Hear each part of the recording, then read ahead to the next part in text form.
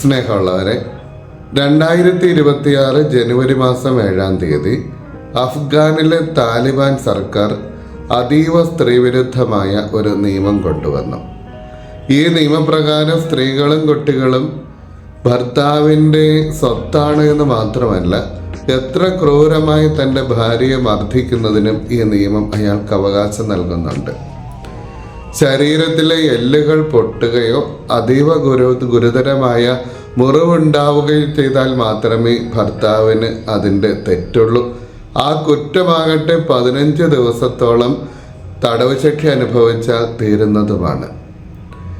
യേശു സ്ത്രീകളെ സംബന്ധിച്ച് സ്വാതന്ത്ര്യത്തോടെ സംസാരിച്ചിട്ടും 20 നൂറ്റാണ്ടുകൾ കഴിഞ്ഞതിന് ശേഷവും ഇപ്പോഴും ചില മനുഷ്യരൊക്കെ, ചില ഭരണകൂടങ്ങളൊക്കെ അന്ധമായിട്ടുള്ള മതാചാരങ്ങളുടെ ചുവട് പിടിച്ചുകൊണ്ട് സ്ത്രീവിരുദ്ധതയിലേക്ക് മുന്നേറുന്നത് നമ്മളെ സംബന്ധിച്ചിടത്തോളം, മനുഷ്യകുലത്തെ സംബന്ധിച്ചിടത്തോളം ആശങ്കാജനകമാണ്.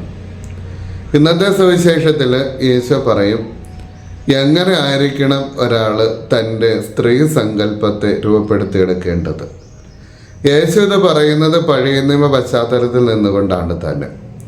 പഴയ നിയമത്തിലെ പുറപ്പാടിൻ്റെ പുസ്തകം 20-ാമത്തെ അധ്യായത്തിലാണ് സ്ത്രീകളെ സംബന്ധിച്ചിടത്തോളം അവരുടെ അവകാശത്തെ സംബന്ധിച്ചൊക്കെ പറയുന്നത്.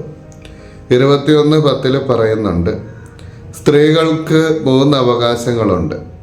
അവർക്ക് ഭക്ഷണം കൊടുക്കണം, വസ്ത്രം കൊടുക്കണം, വൈവാഹികമായ അവകാശങ്ങളും അവർക്ക് കൊടുക്കണം.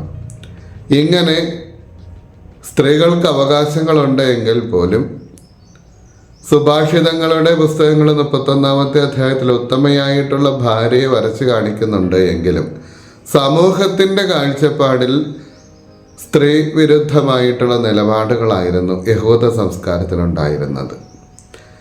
കുടുംബത്തിൽ അവകാശങ്ങളുണ്ടെങ്കിലും സമൂഹത്തിൽ അവകാശങ്ങൾ ഉണ്ടായിരുന്നില്ല. മാത്രവുമല്ല, സമൂഹത്തിൻ്റെ പ്രത്യേകിച്ചും മതപരമായിട്ടുള്ള ജീവിതത്തിൽ ദേവാലയ സംബന്ധമായിട്ടുള്ള കാര്യങ്ങളിലൊന്നും സ്ത്രീകൾക്ക് അവകാശങ്ങളുണ്ടായിരുന്നില്ല. കുടുംബത്തിൽ അടങ്ങി ഒരുങ്ങി കഴിയണം. സ്ത്രീ ഒരു പുരുഷൻ്റെ സ്വത്ത് എന്ന രീതിയിൽ പോലും പരിഗണിക്കപ്പെട്ടിരുന്ന ഒരു കാലം. അവിടെയാണ് യേശു സ്ത്രീകളെ സംബന്ധിച്ചുള്ള വലിയ കാഴ്ചപ്പാടുമായിട്ട് വരുന്നത്. ഇന്നത്തെ സുവിശേഷത്തിൽ യേശു പറയും, സ്ത്രീയെ ആസക്തിയോടുകൂടെ നോക്കുന്നവൻ അവളുമായിട്ട് ഹൃദയത്തിൽ വ്യഭിചാരം ചെയ്തു കഴിഞ്ഞു. ഇത് നമ്മുടെ മനസ്സിലൂടെ കടന്നു പോകുന്ന ഒരു സെക്കൻഡിലുള്ള അശുദ്ധ വിചാരത്തെ പറ്റിയിട്ടല്ല പറയുന്നത്. പിന്നെയോ എങ്ങനെ സ്ത്രീയെ നമ്മൾ ബഹുമാനിക്കണം എന്നാണ്.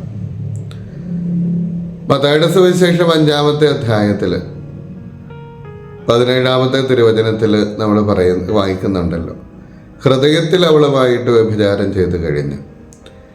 ഇതിന് അടിസ്ഥാനപരമായിട്ടുള്ള പഴയ നിയമവാചകം പുറപ്പാടിൻ്റെ പുസ്തകം 20:17 തന്നെയാണ്.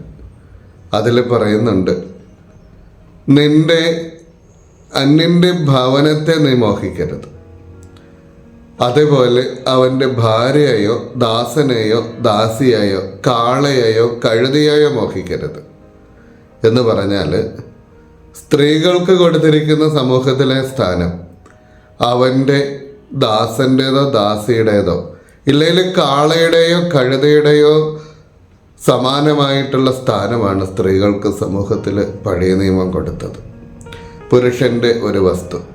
അതുകൊണ്ട് യേശു പറയും, അങ്ങനെ ആയിരിക്കരുത്. പിന്നെയോ സ്ത്രീകൾക്കൊരു വ്യക്തിത്വം നൽകണം നിങ്ങൾ. അതൊരു മോഹപാപത്തിൽ മാത്രം പെടുന്നതല്ല. സ്ത്രീക്ക് കൊടുക്കേണ്ട ഒരു വസ്തുവിൽ നിന്നും ഒരു വ്യക്തിയിലേക്ക് കൊടുക്കേണ്ട മാനസികമായിട്ടുള്ള ഒരു മാറ്റത്തെ പറ്റിയിട്ടാണ്. യേശു അവളെ ഹൃദയത്തിൽ പോലും നമ്മൾ മോഹിക്കരുത് എന്ന് പറയാനുള്ള കാരണം ഒന്നാമത് ഇതാണ്, സ്ത്രീ ഒരു വ്യക്തിയാണ്. അവളൊരു വസ്തുവിനെ ആഗ്രഹിക്കുന്നത് പോലെ ആഗ്രഹിക്കപ്പെടാനുള്ളതല്ല, സ്വന്തമാക്കപ്പെടാനുള്ളതല്ല. രണ്ടാമത്, കുടുംബ ബന്ധങ്ങൾക്ക് നിങ്ങൾ വില കൊടുക്കണം. മറ്റൊരാളുടെ കുടുംബത്തിൽ കലഹം ഉണ്ടാക്കാൻ പോകരുത്. ഈ സ്ത്രീ വിരുദ്ധതയാണ്, അല്ലെങ്കിൽ സ്ത്രീയെ ഒരു സ്വത്തായിട്ട് കാണുന്ന ആ ഒരു മനോഭാവമാണ് അവളെ എനിക്ക് വേണമെന്നുള്ളൊരു ചിന്തയും മറ്റൊരു കുടുംബത്തിൽ പ്രശ്നമുണ്ടാകാനായിട്ടുള്ള സാധ്യതയും. കുടുംബ ബന്ധങ്ങൾ അമൂല്യമാണെന്ന് ഈശോ പഠിപ്പിക്കുകയായിരുന്നു. മൂന്നാമത്, ഉള്ളിലുണ്ടാകാവുന്ന ഈ മോഹമാണ് വലിയ പാപങ്ങളിലേക്ക് നയിക്കുന്നത്, കൊലപാതകങ്ങളിലേക്ക് നയിക്കുന്നത്. നമുക്കറിയാം ദാവീദ് രാജാവിൻ്റെ തിന്മ എന്തായിരുന്നു. ഉറിയായുടെ ഭാര്യയെ മോഹമുണ്ടായി, അതൊരു കൊലപാതകത്തിലേക്കാണ് നയിക്കുന്നത്, അതീവ ഗൗരവമായിട്ടുള്ള പാപങ്ങളിലേക്ക്. അതുകൊണ്ട് തന്നെയും ഈശോ പറയും, മോഹം എന്നുള്ള പാപത്തിൽ നിന്ന് നമ്മളെപ്പോഴും ഒഴിഞ്ഞു നിൽക്കണം അത്രേ. ഈയിടെ വായിച്ച സാറാ ജോസഫിൻ്റെ ഒരു അഭിമുഖത്തിൽ അദ്ദേഹം പറയുന്നുണ്ട്, പുരുഷാധിപത്യ, മതാധിപത്യ, പൗരോഹിത്യാധിപത്യമായിട്ടുള്ള ഒരു ലോകത്തിൽ നമ്മൾ ജീവിക്കുമ്പോൾ സ്ത്രീ സങ്കല്പത്തിന് തന്നെ വലിയൊരു മാറ്റം ഉണ്ടാകണം. അവൾ പറയും, അമ്മയുടെ മുന്നിലുള്ള ആൺകുട്ടിയല്ല ഭാര്യയുടെ മുന്നിലുള്ള ആൺകുട്ടി. അമ്മയുടെ മുന്നിലുള്ള ആൺകുട്ടി ആരാ? ചൂലെടുക്കാൻ പാടില്ല, സ്ത്രീകൾക്ക് മാത്രം വെച്ചിരിക്കുന്ന ജോലികൾ ചെയ്യാൻ പാടില്ല.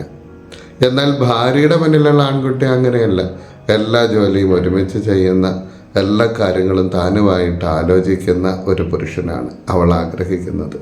അതുകൊണ്ട് തന്നെ ഒരു പുരുഷൻ യുദ്ധം ചെയ്യേണ്ടത് ആരോടാണ്? തൻ്റെ തന്നെ ഉള്ളിലുള്ള സ്ത്രീ വിരുദ്ധതയോടാണ് ഒരു പുരുഷൻ യുദ്ധം ചെയ്യേണ്ടത്. അതിൽ വിജയിക്കുന്ന പുരുഷനാണ് യഥാർത്ഥത്തിൽ ഭാര്യയെ സ്നേഹിക്കുന്ന, അല്ലെങ്കിൽ സ്ത്രീയെ സ്നേഹിക്കുന്ന, തുല്യ അവകാശങ്ങളുള്ളവളായിട്ട് സ്ത്രീയെ കാണുന്ന ഒരു പുരുഷൻ ഉള്ളവനാണ്.